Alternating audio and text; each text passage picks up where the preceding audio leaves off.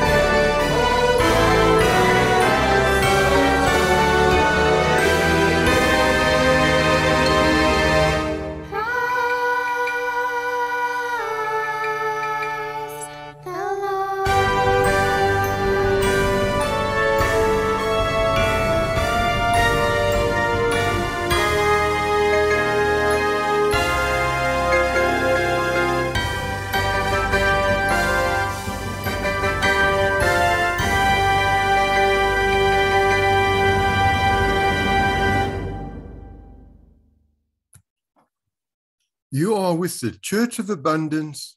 It's Wednesday night at 7 p.m. Thank you for joining Pastor Franz and the Church of Abundance Bible study. Father God, may you guide us tonight in our studies of the Old Testament. We'll be looking at Abraham to Jacob tonight. Let's look at the book of Genesis. The contents of Genesis could be summarized in 3 words: generation, degeneration, and regeneration. We have seen God's generation in the creation account of chapters 1 and 2. The degenerating effects of sin are seen first in the individual chapter 3, then in the family, chapter 4, and ultimately in the nations, chapters 6 to 11. God's word of regeneration begins in chapter 12. He starts with a chosen individual. From this individual emerges the chosen family and ultimately the chosen nation, Israel. Such is the course of events in chapters 12 through 50. It would be helpful here to recall the major facts of the book. Chapters 1 to 11, 4 great events: the creation, the fall, the flood, and Babel. Chapters 12 to 50, 4 great men: Abraham, Isaac, Jacob, and Joseph. These 4 individuals in chapters 12 through 50 demonstrate how God now works in history to accomplish what man cannot do. We encounter 4 diverse personalities, and yet each becomes a fitting instrument for God's purpose.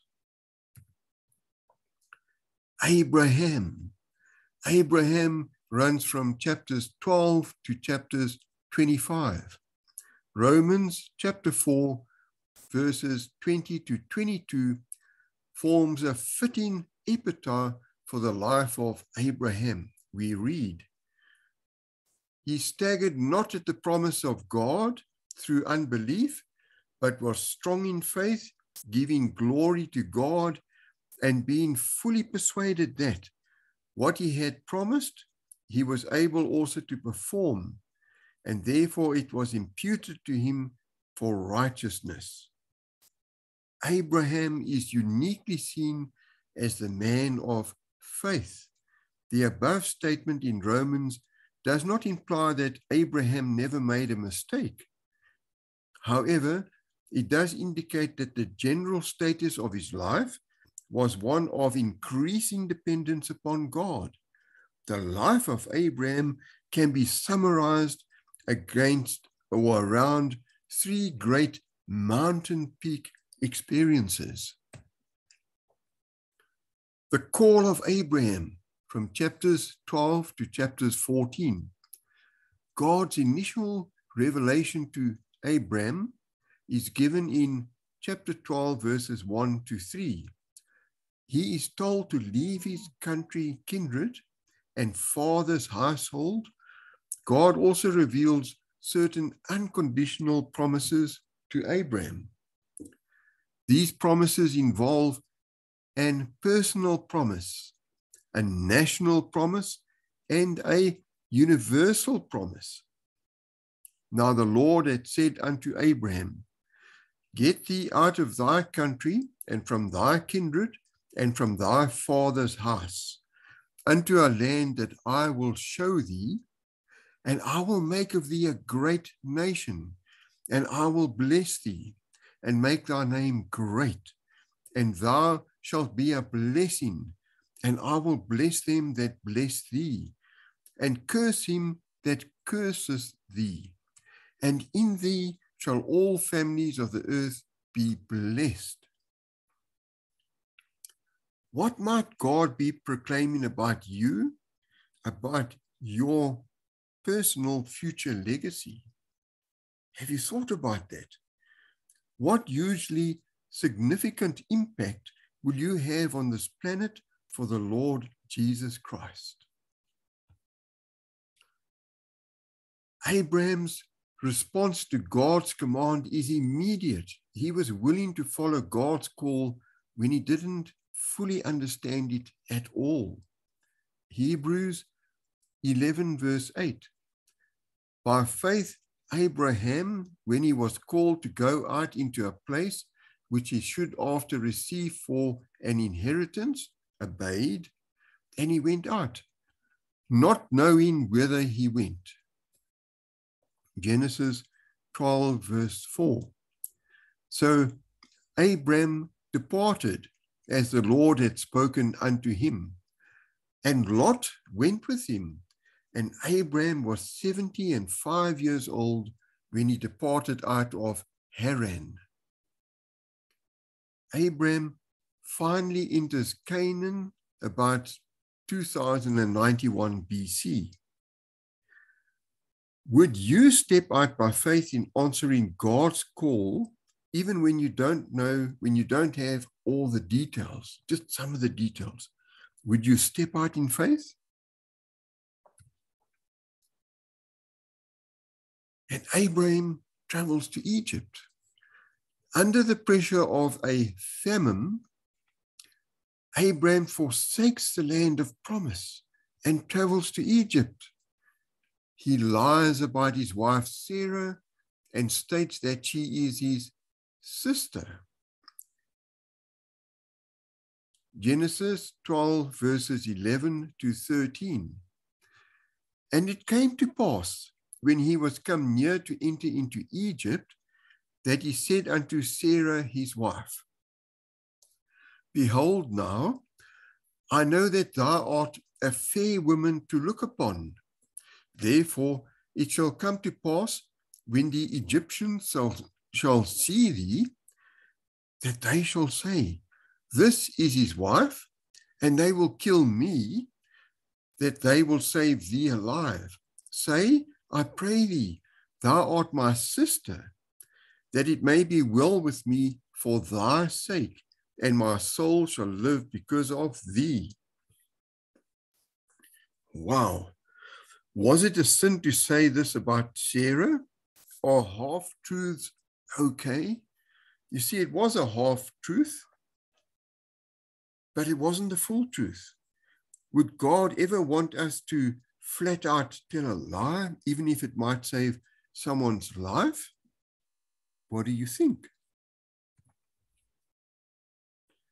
Now, Sarah finds herself in the household of Pharaoh, and it requires the direct intervention of God to free Abram and his wife from this situation. Genesis chapter 12, verses 15 and 17. The princes also of Pharaoh saw her and commended her before Pharaoh, and the woman was taken into Pharaoh's house. And the Lord plagued Pharaoh and his house with great plagues because of Sarah, Abram's wife.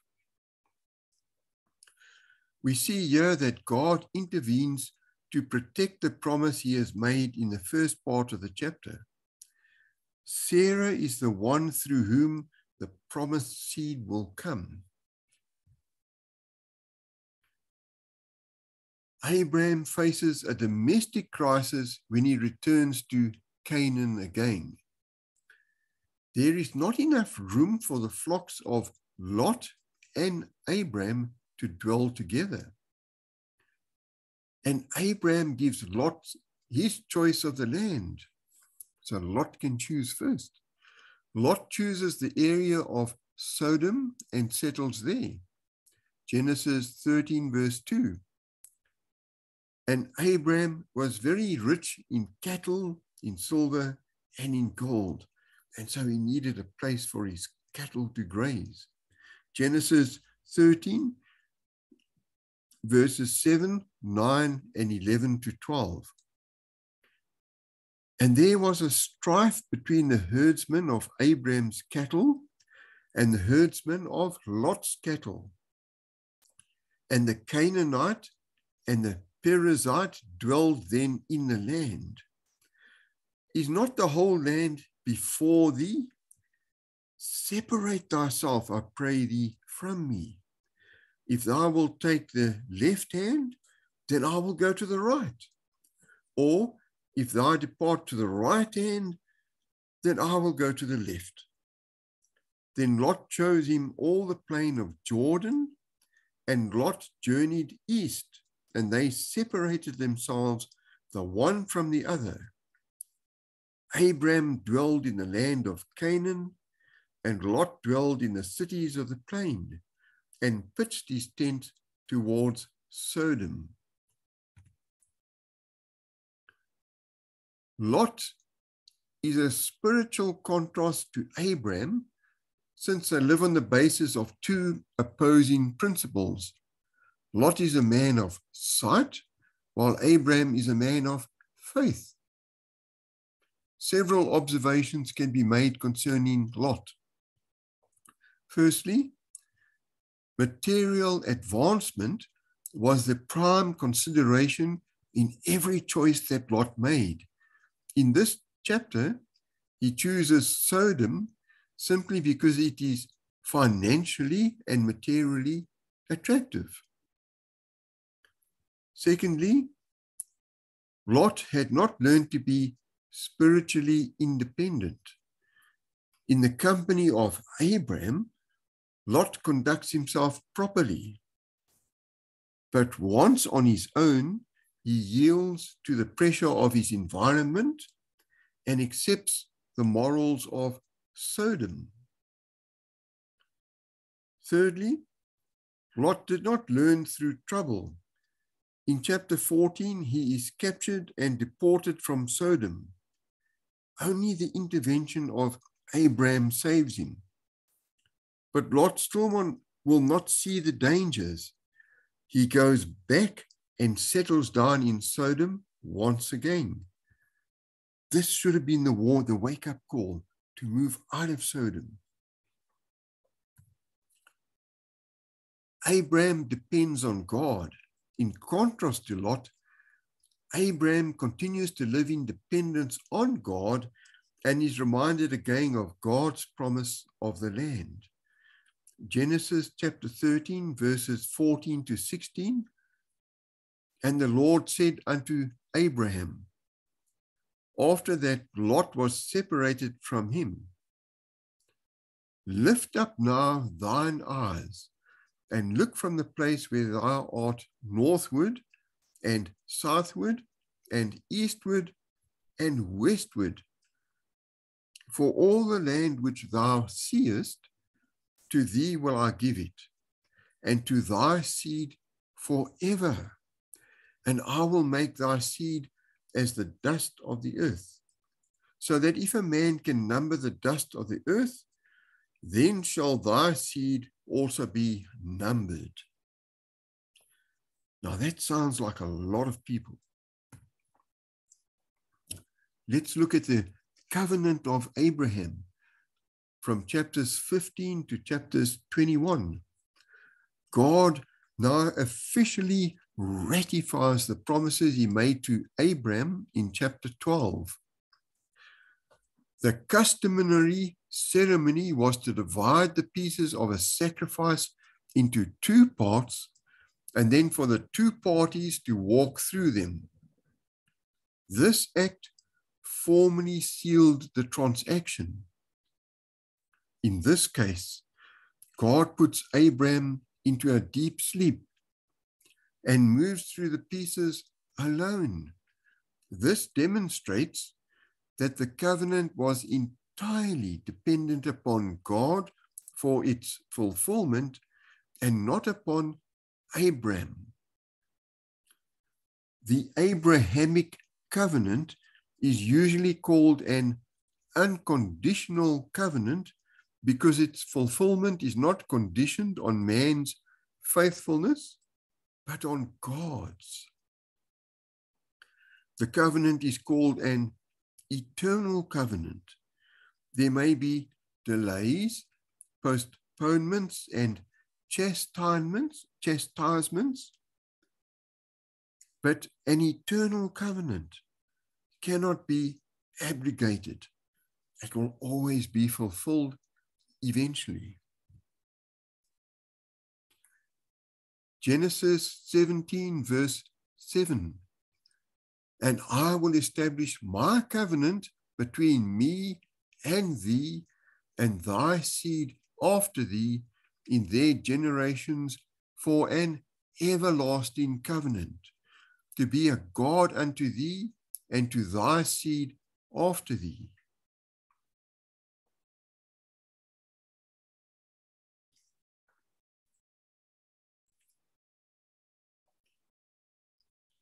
Genesis 17, verses 19 to 21.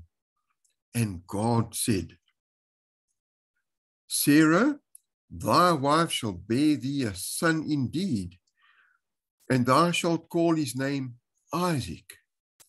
And I will establish my covenant with him for an everlasting covenant, and with his seed after him.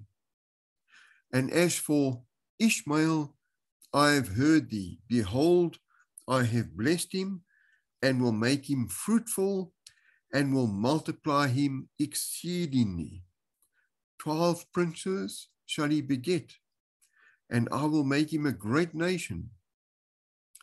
But my covenant will I establish with Isaac, which Sarah shall bear unto thee at this set time in the next year. What is the one big difference between God making a covenant with us and we making one with God? We usually break it. It's very difficult to keep a covenant with God. And so we break it many, many times. But God never breaks his covenant that he makes with us. The promised land.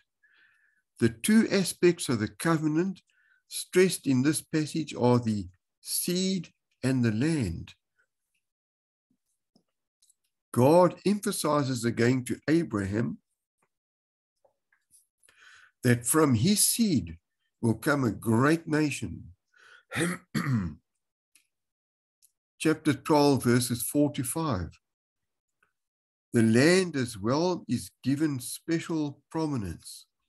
God reaffirms the promise of the land and specifies the actual boundaries.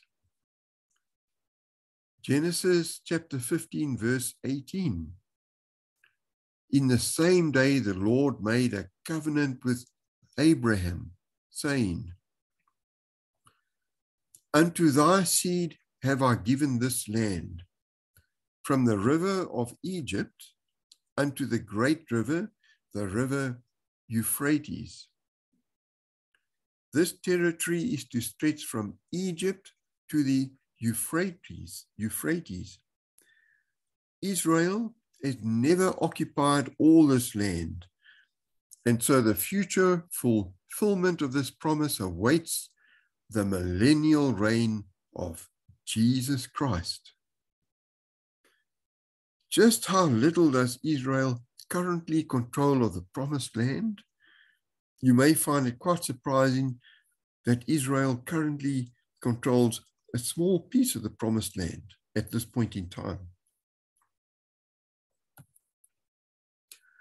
And the promise of the seed. These chapters now center about the promise of the seed, which is soon to be fulfilled. Abraham has a lapse of faith in chapter 16 and produces a child through his servant Hagar. Ishmael is the result of this union and marks the beginning of millennia of problems due to Abraham's disobedience. Hagar and Ishmael.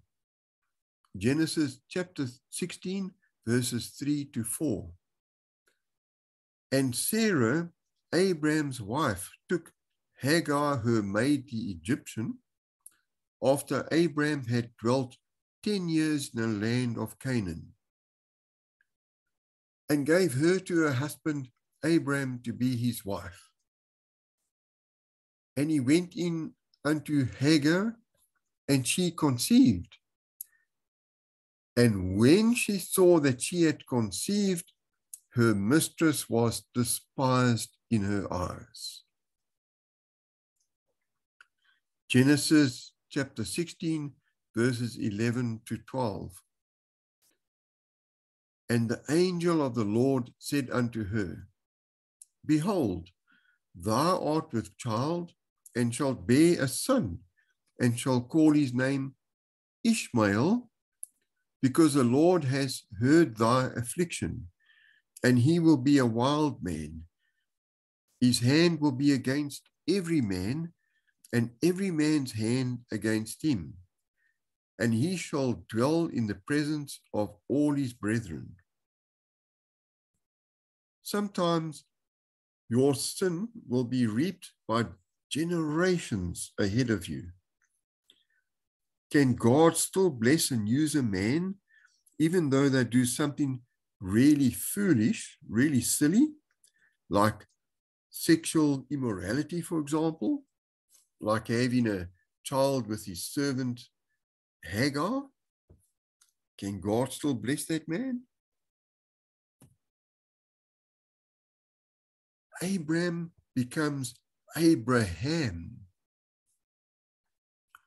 God gives a fresh revelation of himself in chapters 17 and 18 as an antidote to Abraham's impatience. Genesis 17, verses 1 to 8.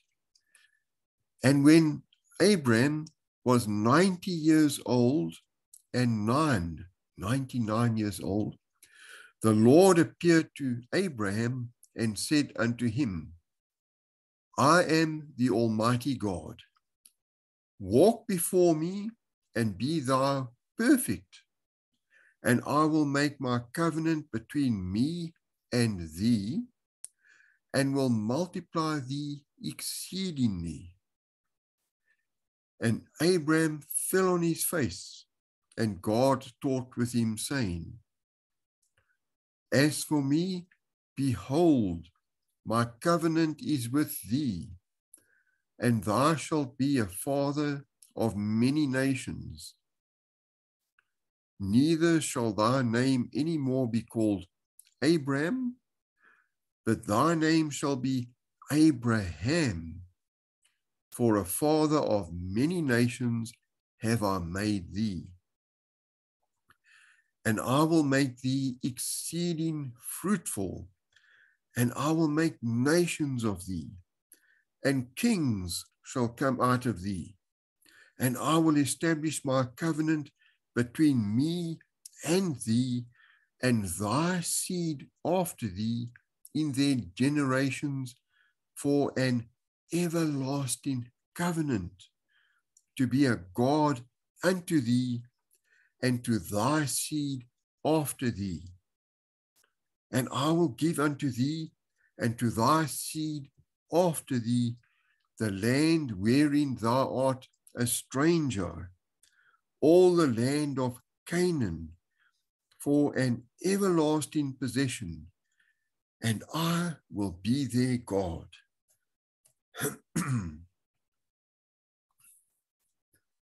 You will notice that Abraham's name is changed in chapter 17 from Abram, which means high father, to Abraham, which means father of a multitude.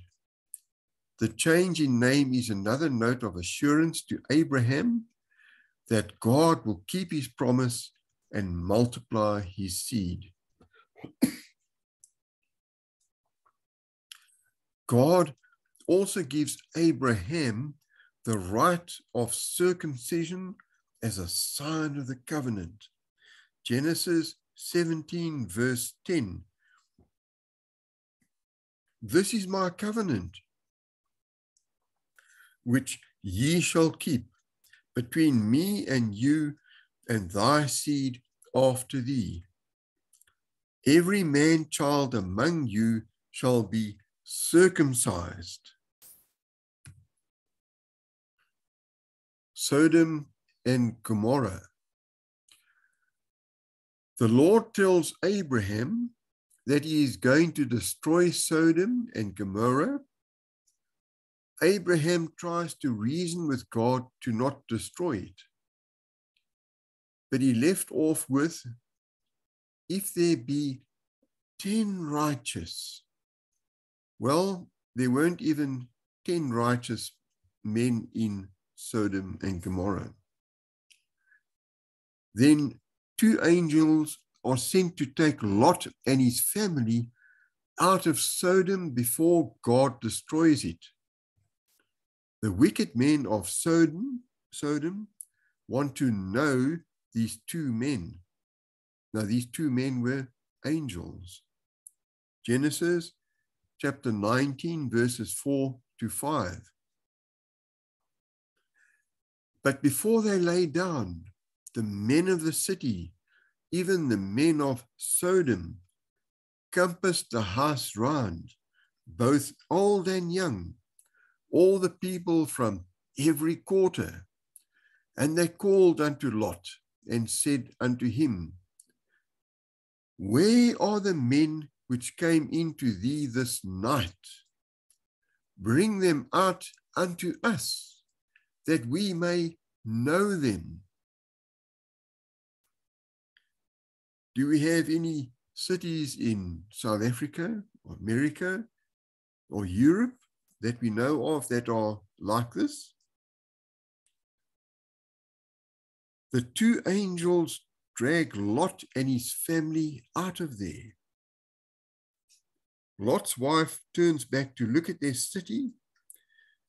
She wasn't keeping up with them. She wanted to look back at the city. And in Genesis 19, verse 26, but his wife looked back from behind him, and she became a pillar of salt. Why do you think this happened? Why did she become a pillar of salt and she was no longer with him? In one way, so some people say it was that because her heart yearned to be there in Sodom and Gomorrah, and because of that, she didn't really want to go with Lot and the family out of there. The crisis of Abraham. This goes from chapters 22 to chapters 25. The great crisis of Abraham's life takes place when God commands him to offer up his only son, Isaac.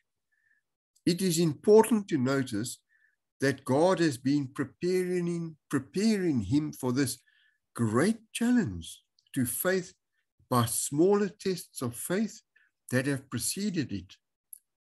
Abraham's faith matures as God deals with him progressively. Genesis chapter 22, verses 2 to 12. And he said, Take now thy son, thine only son Isaac, whom thou lovest, and get thee into the land of Moriah, and offer him there for a burnt offering upon one of the mountains, which I will tell thee of. And Abram rose up early in the morning, and saddled his ass, and took two of his young men with him, and Isaac his son, and clave the wood for the burnt offering, and rose up and went unto the place of which God had told him. Then on the third day, Abraham lifted up his eyes and saw the place afar off. And Abraham said unto his young men, Abide ye here with the ass, and I and the lad will go yonder and worship, and come again to you. And Abraham took the wood of the burnt offering and laid it upon Isaac his son, and he took the fire in his hand and a knife, and they went both of them together. And Isaac spake unto Abraham his father and said, My father. And he said, Here I am, my son. And he said, Behold the fire and the wood, but where is the lamb for a burnt offering? And Abraham said, My son, God will provide himself a lamb for a burnt offering.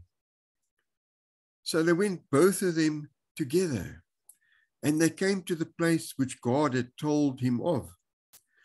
And Abraham built an altar there and laid the wood in order and bound Isaac his son and laid him on the altar upon the wood.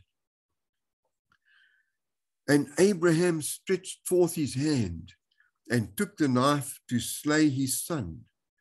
And the angel of the Lord called unto him out of heaven and said, Abraham, Abraham.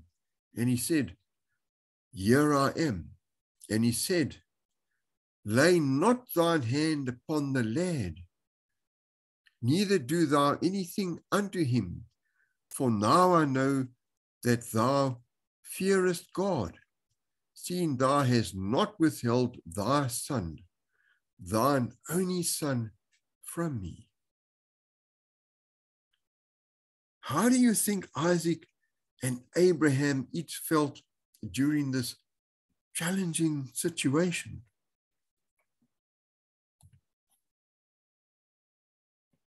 The challenge to offer up his son is all the more impressive when we realize that all of God's promises were wrapped up in Isaac.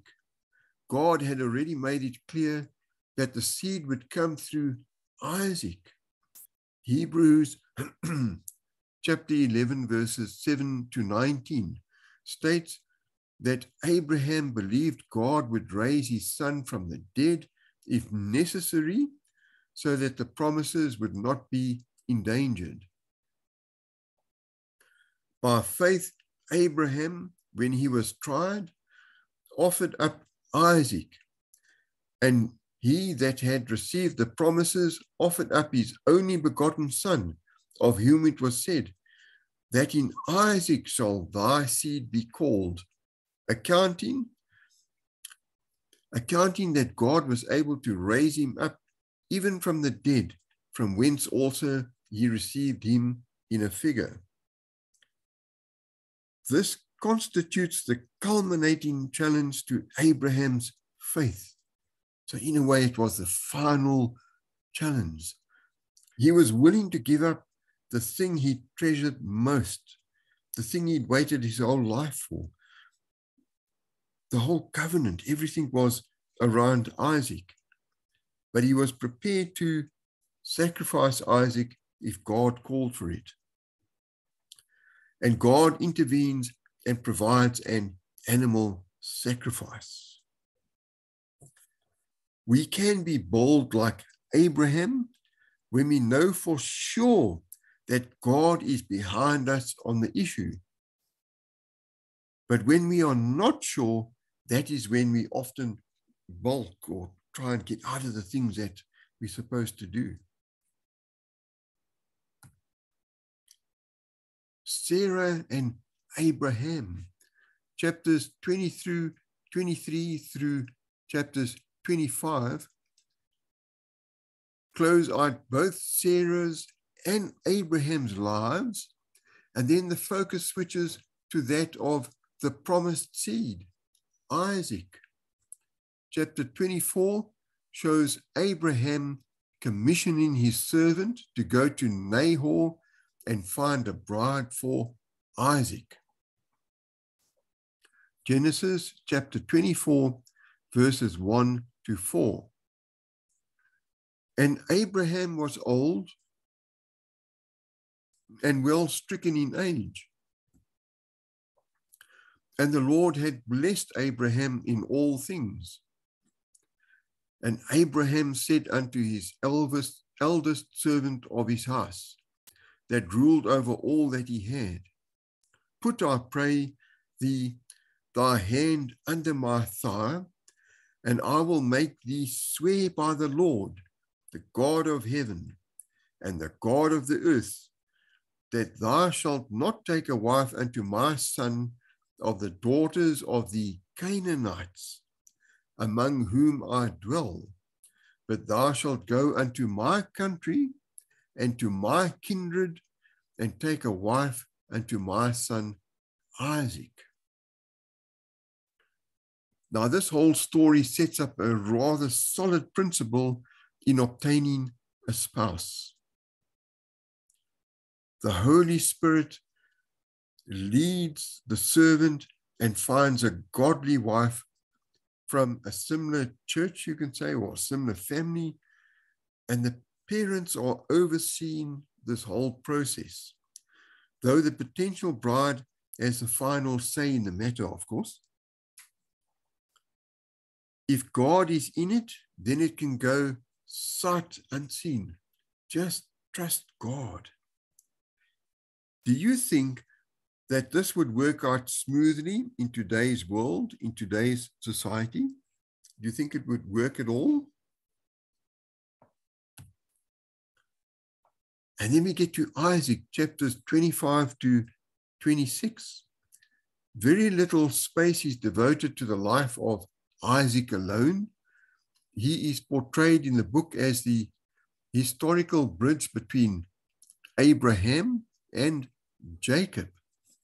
Although the life of Isaac was an ordinary life, it was an ordained life. Isaac fulfilled his part in God's plan. Rebekah.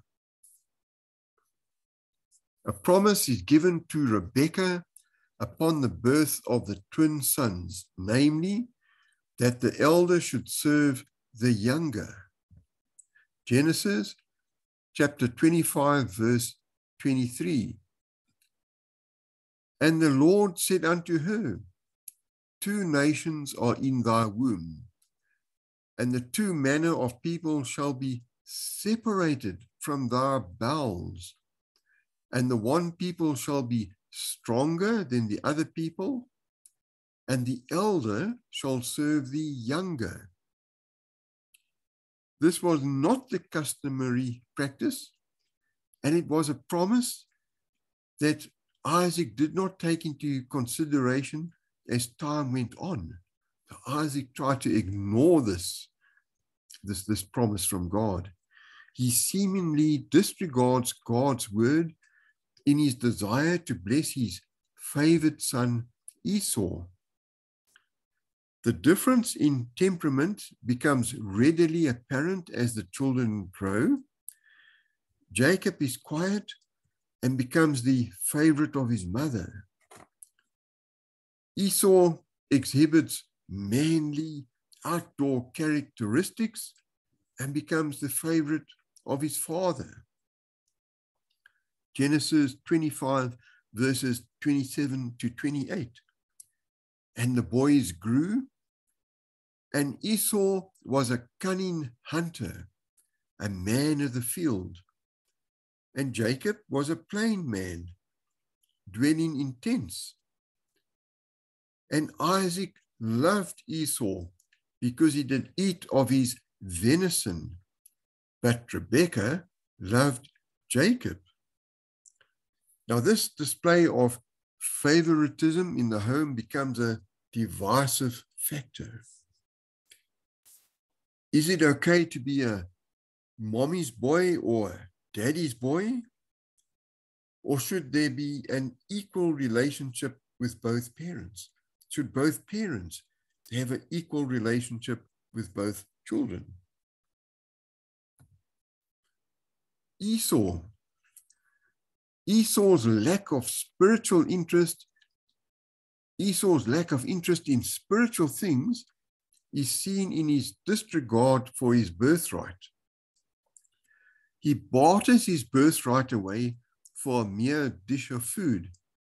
Genesis chapter 25, verse 34. Then Jacob gave Esau bread and pottage of lentils, and he did eat and drink, and rose up and went his way. Thus Esau despised his birthright. Esau typifies a man who is completely materialistic in his sense of values. He is more concerned with a full stomach than he is with the spiritual blessings which accompany his birthright. Today, Some people will give up their purity in order to have immediate sensual gratification.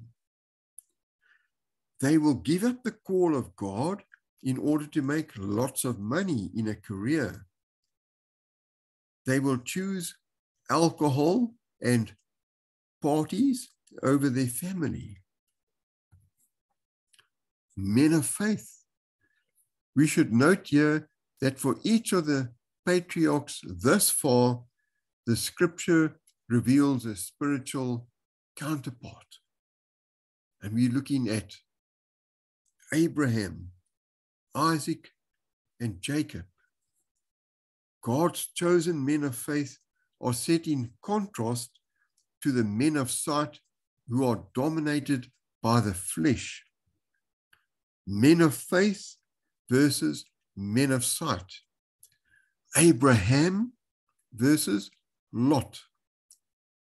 Isaac versus Ishmael. Jacob versus Esau. In Hebrews chapter 12, verses 16 to 17, we see an interesting sidelight on Esau's character. Lest there be any fornicator or profane person as Esau, who for one morsel of meat sold his birthright, for ye know how that afterward, when he would have inherited the blessing, he was rejected. For he found no place of repentance, though he sought it carefully with tears. Isaac and Abimelech in chapter 26. We see in this chapter how the problems of the father are reproduced in the son. Isaac tells the same lie his father had told in chapter 12. Fearing for his own safety, he tells the men that Rebekah is his sister. He too finds himself rebuked by an unbeliever because of his sin. Jacob. Now the story of Jacob goes from chapters 27 to chapters 36.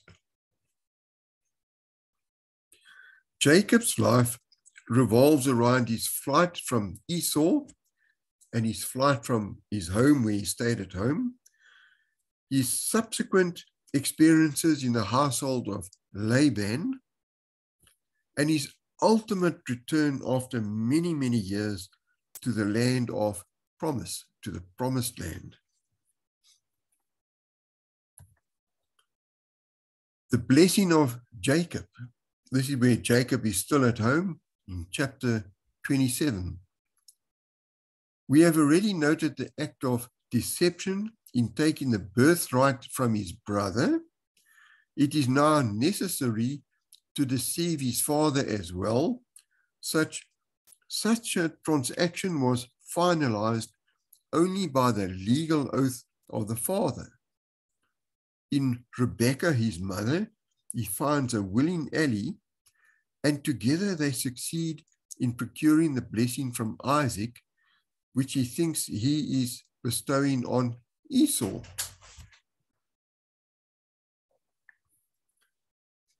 Here is a classic example of accomplishing the right thing in the wrong way. The end result is that they procure the blessing for Jacob. The problem is that God had already promised this very blessing to Jacob anyway. Jacob would have received his blessing in a legitimate way if he had just waited on God. This act of deception plagued Jacob most of his life.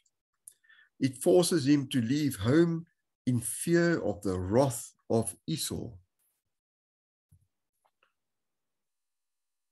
In Genesis chapter 27, verses 35 to 36 and verse 41. And he said, thy brother came with subtlety and hath taken away thy blessing. And he said, is not he rightly named Jacob? For he hath supplanted me these 2 times. He took away my birthright, and behold, now he hath taken away my blessing. And he said, hath thou not reserved a blessing for me? And Esau hated Jacob because of the blessing wherewith his father blessed him. And Esau said in his heart, the days of mourning for my father are at hand. Then I will slay my brother Jacob. You will definitely reap more than you ever sow. You sow seeds and you reap a harvest. Sin will find you out. The way of the transgressor is hard. Bethel.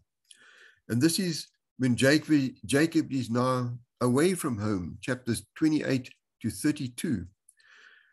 This flight from home begins and ends with a dramatic confrontation with God.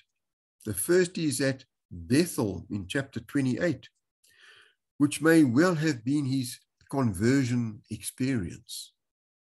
The second is at Peniel, which was undoubtedly his consecration experience in chapters 32. In between are the long years of service in the household of Laban. At Bethel in chapter 28, Jacob sees the vision of the ladder with the angels of God ascending and descending. This vision is a reassurance that an unseen host of angels will protect him as he journeys. Genesis chapter 28, verses 11 to 12. And he lighted upon a certain place and tarried there all night, because the sun was set, and he took of the stones of that place and put them for his pillows, and lay down in that place to sleep. And he dreamed, and behold, a ladder set up on the earth, and the top of it reached to heaven. And behold, the angels of God ascending and descending on it. Genesis chapter 28, verses 15 to 17. And behold, I am with thee, and will keep thee in all places whither thou goest, and will bring thee again into this land, for I will not leave thee until I have done that which I have spoken to thee of. And Jacob awaked out of his sleep, and he said, surely the Lord is in this place, and I knew it not. And he was afraid and said, how dreadful is this place! This is none other but the house of God, and this is the gate of heaven. What do ladders and angels have to do with each other? Is there anything special about this place, this gateway? Haran, chapters 29 through 31, describe the varied experiences that Jacob has in Haran. Jacob meets his match in Laban in the area of deceit. Laban tricks Jacob several times, but once again, the grace of God rescues Jacob and points him homeward. Would you wait 7 years for a spouse? Should Jacob have called off the marriage with Leah? At Peniel, he is concerned due to the approach of Esau. The matter of the stolen birthright has never been dealt with, and Jacob is fearful once again for his life.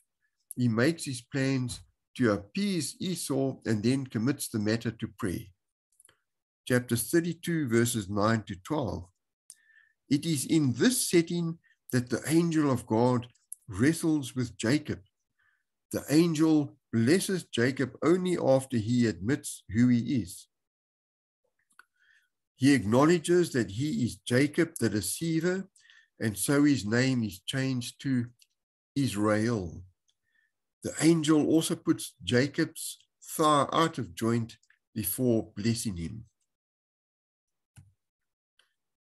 At Peniel, Genesis chapter 32, verses 24 to 30, and Jacob was left alone, and there wrestled a man with him until the breaking of the day. And when he saw that he prevailed not against him, he touched the hollow of his thigh. And the hollow of Jacob's thigh was out of joint as he wrestled with him. And he said, Let me go, for the day breaketh. Then he said, I will not let thee go, except thou bless me. And he said unto him, What is thy name? And he said, Jacob. And he said, Thy name shall be called no more Jacob, but Israel. For as a prince hast thou power with God and with men, and hath prevailed. And Jacob asked him and said, Tell me, I pray thee, thy name. And he said, Wherefore is it that thou dost ask after my name? And he blessed him there, and Jacob called the name of the place Peniel, for I have seen God face to face, and my life is preserved. Now, why did this angel do this? Put his hip out of joint. Who was this angel? Can we as mortals wrestle against God? And Jacob is back home again in chapters 33 to 36. Jacob is now back in the land and develops in maturity. He finds that some of the seeds sown earlier in his life produce their inevitable results. And he himself is an object of deception.